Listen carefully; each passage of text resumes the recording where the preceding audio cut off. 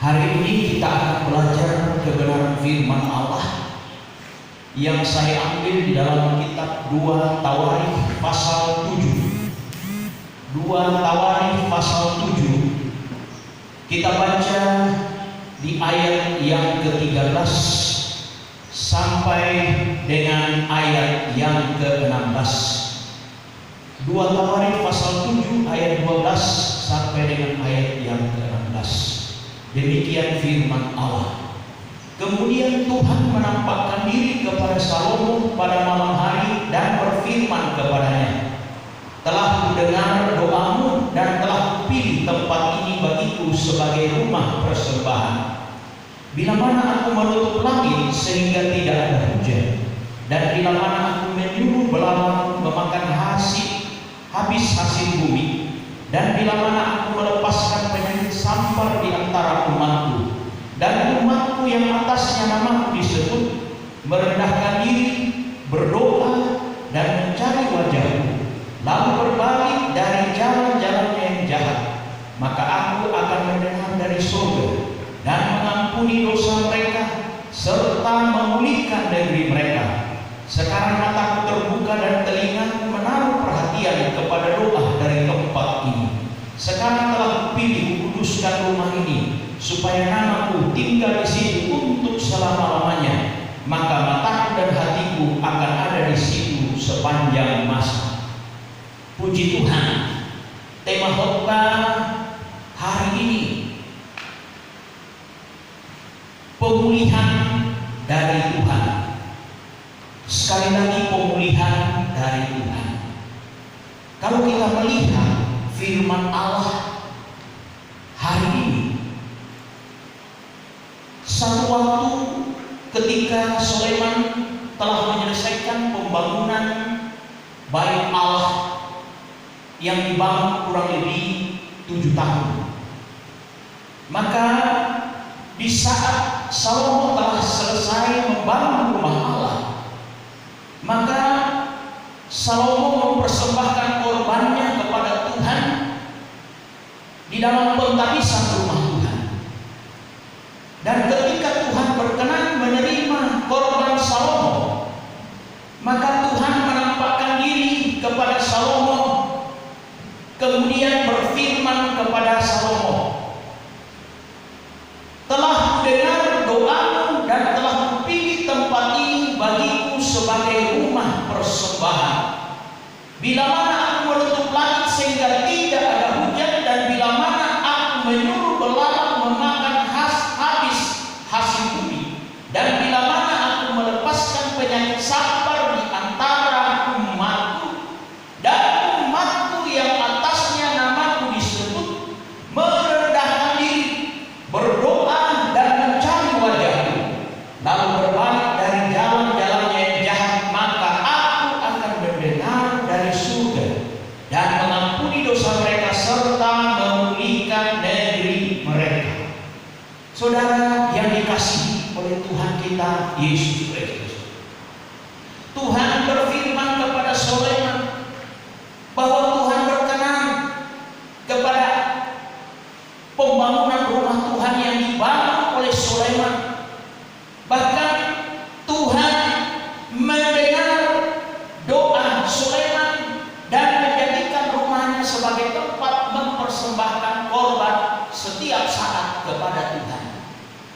Dan kalaupun satu waktu Tuhan izinkan terjadi malapetaka dalam 3 hal. Pertama, Tuhan menutup langit sehingga tidak turun hujan. Yang kedua, Tuhan menyuruh bala-belalang memakan habis hasil tanaman.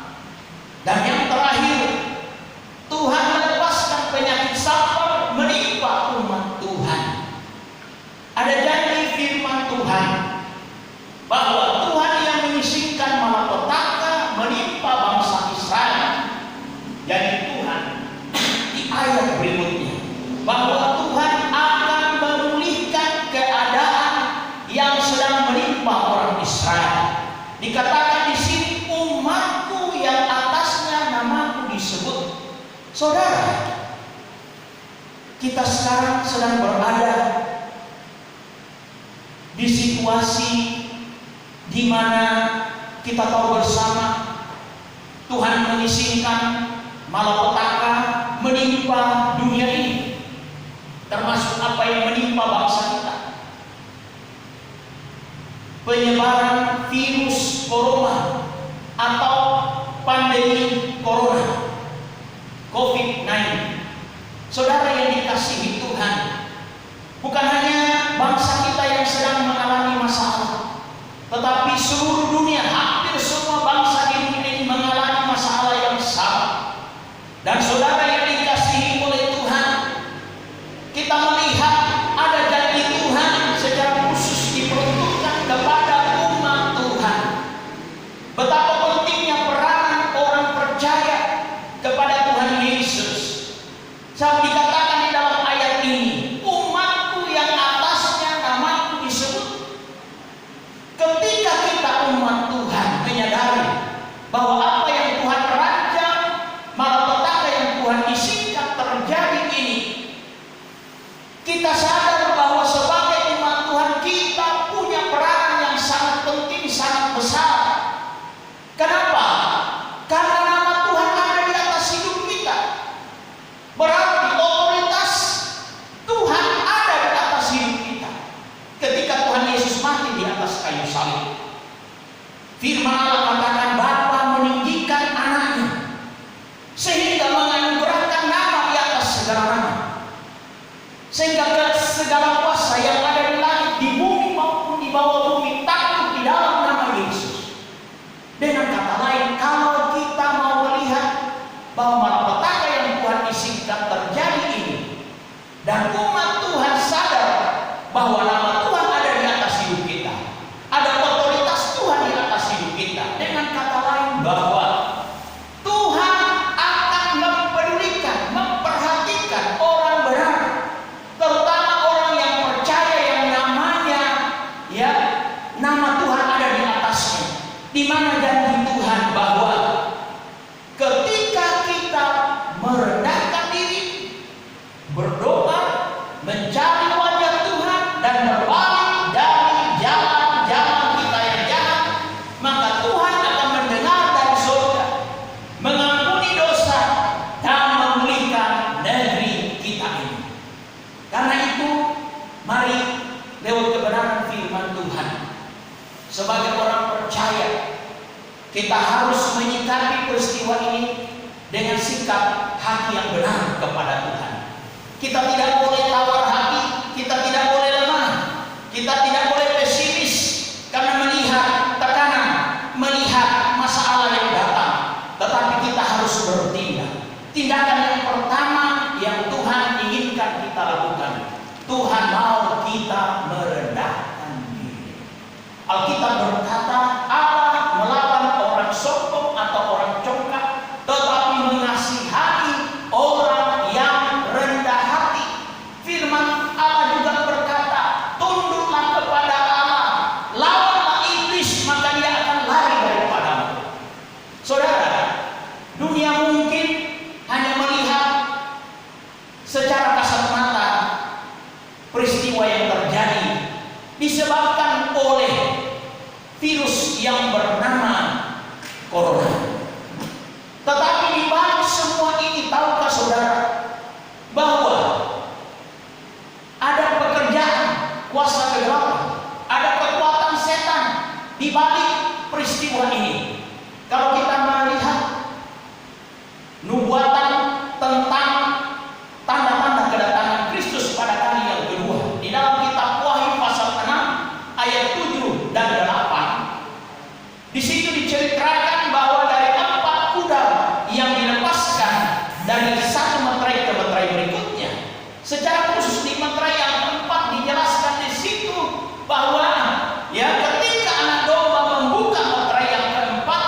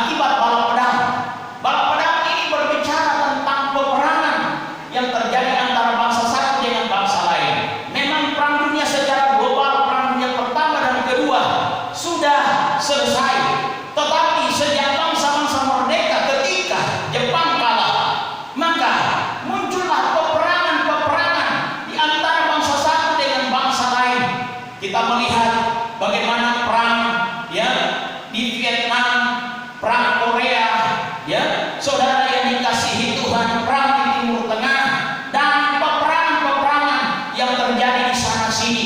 Kemudian ya kematian seperempat manusia ini diakibatkan juga oleh ya kesusahan dan kelaparan yang terjadi akibat dampak langsung peperangan. Hancurnya infrastruktur pertanian menyebabkan ya manusia kesulitan untuk mendapatkan bahan makanan. Lain lagi peristiwa terjadinya musibah-musibah, banjir, tsunami, gempa bumi, gunung api meletus dan sebagainya. Saudara yang dikasihi oleh Tuhan, kemudian ya akibat yang ketiga itulah bala sampar. Dan bala sampar ini berbicara tentang tulah yang disebabkan oleh penyakit. Ya, saudara yang dikasihi oleh Tuhan, dan apa yang terjadi sekarang ini? Inilah penggenapan firman Allah. Bala sampar akibat penyakit virus corona yang menyebabkan begitu banyak korban di berbagai belahan dunia termasuk di bangsa kita. Dan yang terakhir diakibatkan oleh binatang buas. Binatang buas ini bukan berbicara letterlet tentang binatang, tetapi berbicara tentang negara-negara yang tidak percaya kepada Tuhan atau ateis, yang banyak kali menyebabkan terjadinya kematian hamba-hamba Tuhan yang memberitakan Injil. Ya, dan begitu banyak berjuta-juta orang binasa akibat ya orang-orang yang tidak percaya Tuhan, yang menganiaya dan membunuh para hamba-hamba Tuhan. Jadi kalau kita simpulkan ya diakumulasi ya kematian seperempat penduduk dunia dimulai ketika ya selesainya Perang Dunia Kedua, saudara, tahun 1945, maka peperangan, kesusahan, bala sampar penyakit, dan akibat ya penganiayaan dan pembunuhan hamba-hamba Tuhan ini kalau diakumulasi sampai sekarang, bahkan seterusnya di akhir dari mereka empat ini, maka mengakibatkan seperempat penduduk dunia binasa. Nah saudara, kita tidak bisa mengelak dari rencana Tuhan. Apa yang terjadi inilah kegenapan firman Allah yang menandai kedatangan Mesias yang sudah sangat dekat. Nah, apa sikap kita sebagai orang yang percaya? Apakah kita mau ya menerima keadaan dengan sikap pesimis? Kita bermasa bodoh, kita terlena dengan keadaan, padahal kita tahu kitalah orang percaya yang punya otoritas, yang di dalamnya Tuhan sudah percayakan kuasa, yang bisa menyelesaikan persoalan masalah. Karena janji Tuhan kepada Sulaiman, kepada orang percaya Israel jasmani, termasuk kita orang Kristen Israel rohani, bahwa Tuhan akan memulihkan keadaan kita. Apa sikap kita? Pertama, supaya kita dikasihi Tuhan. Karena kita tahu apa yang terjadi ini adalah murka Tuhan kepada orang yang tidak percaya Tuhan, kepada orang berdosa, kepada orang yang sudah meninggalkan jalan Tuhan, orang fasik. Saudara yang dikasihi oleh Tuhan, maka untuk meredam murka Tuhan ini, maka kita perlu melembutkan hati Tuhan. Dengan jalan apa? Kita merendahkan diri. Ya, rendahkanlah dirimu di bawah ya tangan Tuhan yang Maha Kuasa, maka Dia akan meninggikan engkau. Ya, Allah mengasihani orang yang rendah hati. Saudara, ketika hadapi masalah ini dan kita mengandalkan kekuatan kita tidak mau ya merendahkan diri, maka saya percaya masalah ini akan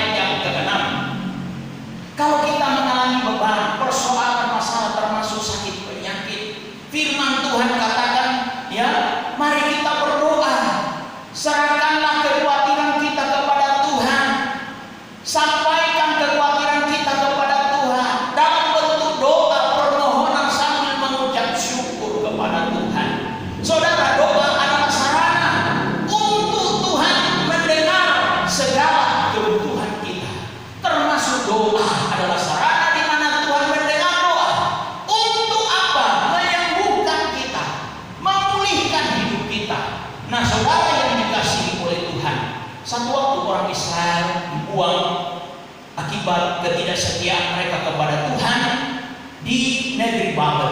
Saudara, ketika mereka dibuang akibat mereka mengandalkan kekuatan mereka, mereka congkak meninggalkan Tuhan dan tidak setia kepada Tuhan. Tuhan bukan berarti membiarkan umatnya. Ketika mereka sudah dibuang di negeri Babel, Tuhan mengutus Yeremia menulis surat dari Yerusalem yang berisi firman Tuhan.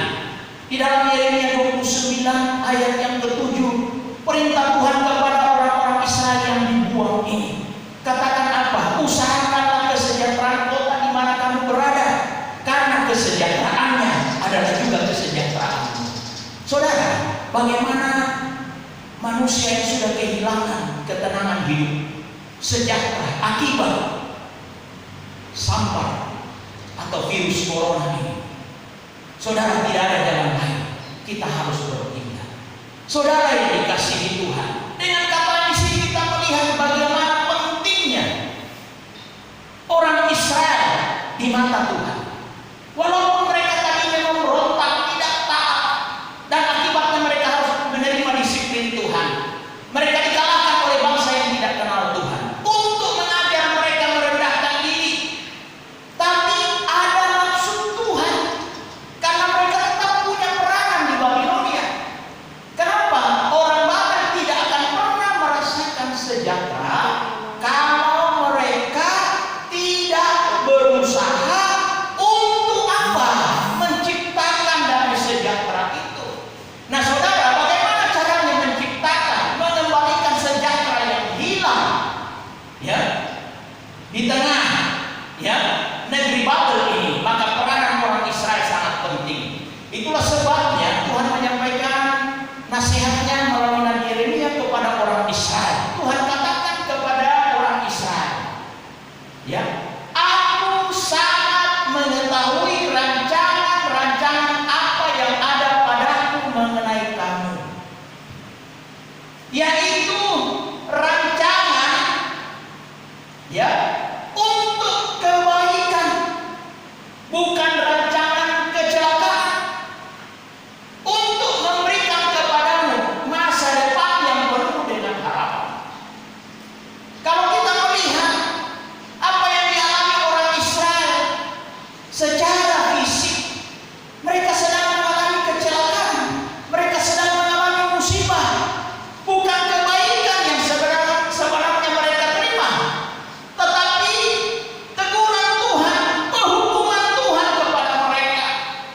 Tetapi bukan berarti bahwa, ya, penghukuman ini membuat hubungan mereka dengan Tuhan mereka putus untuk selama-lamanya. Bukan berarti bahwa Tuhan sudah buang mereka untuk selama-lamanya. Tapi di balik rancangan kecelakaan ini ada harapan. Harapan untuk apa? Pulih, damai sejahtera yang hilang akan Tuhan kembalikan. Bagaimana caranya? Nasihat Tuhan kepada Sulaiman, merendahkan diri yang pertama, yang kedua berdoa. Tuhan katakan dalam Yeremia pasal 29 ayat 12, kalau kamu berseru kepadaku dan berdoa kepadaku, maka aku akan mendengarkan kamu. Jadi kalau kita mau melihat bangsa kita dipulihkan Tuhan, negeri kita dipulihkan Tuhan, virus corona ini diangkat kembali oleh Tuhan, tidak ada cara lain. Orang Kristen, umat pilihan Tuhan, harus berdoa kepada Tuhan.